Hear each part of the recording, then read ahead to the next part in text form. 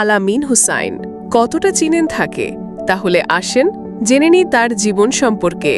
সুনামগঞ্জের দিরাই উপজেলার রাজানগর ইউনিয়নের হরনগর গ্রামে তার জন্ম।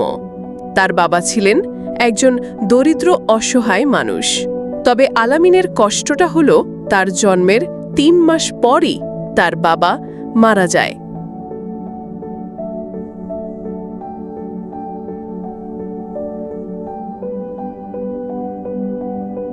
আলামিন পায়নি বাবার আদর, ভালোবাসা।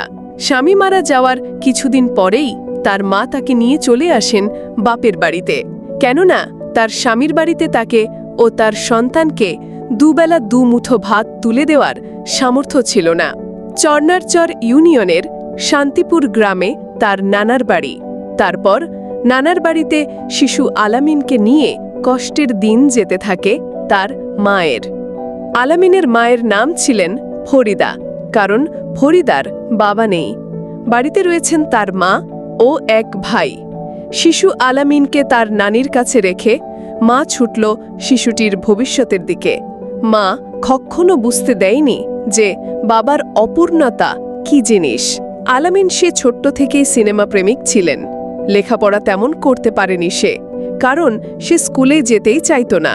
মনটা তাকত সিনেমার দিকে।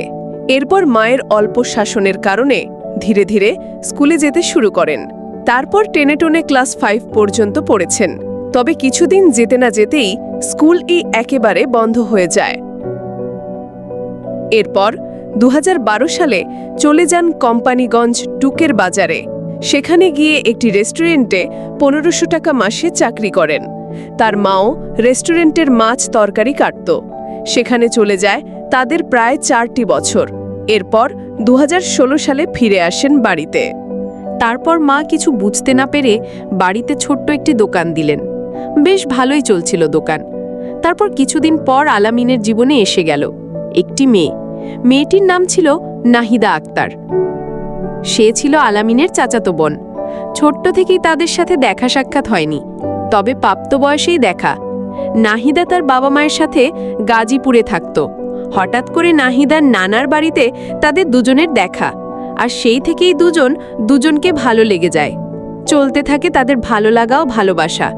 তারপর তাদের সম্পর্ক অনেক গভীর হয়ে যায়, আর নাহিদের প্রেমের টানে আলামিন চলে যায় গাজীপুরে। সেখানে 6 মাস থাকার পর তারা ঠিক করে যে তারা বিয়ে করে নেবেন।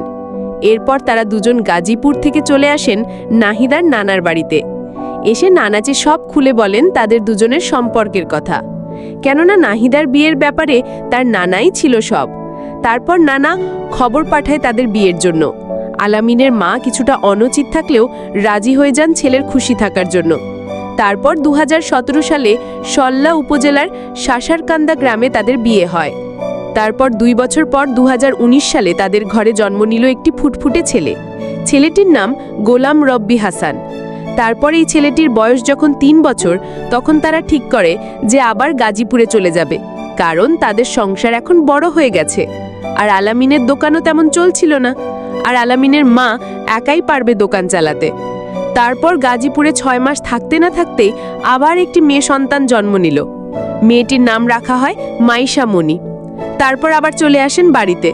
তখন যেন সংসারের সব ভার আলামিনের মায়ের উপরেই পড়ে। তখন মায়ের সাথে সাথে আলামিনও দোকানে বসে। আর একটি ছেলে, একটি মেয়ে ও তার মাকে নিয়েই তাদের সুখের সংসার চলতে থাকে। বন্ধুরা, এতক্ষণ শুনলেন আলামিন হোসেনের সংক্ষেপে জীবনী। আসলে জীবন কাহিনী এতটা লম্বা হয় যে তা বলে বা লিখে বোঝানো যাবে না।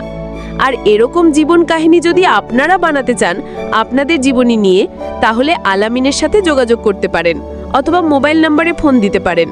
নাম্বার হলো 017269728999। ধন্যবাদ সকলকে এতক্ষণ সাথে থাকার জন্য।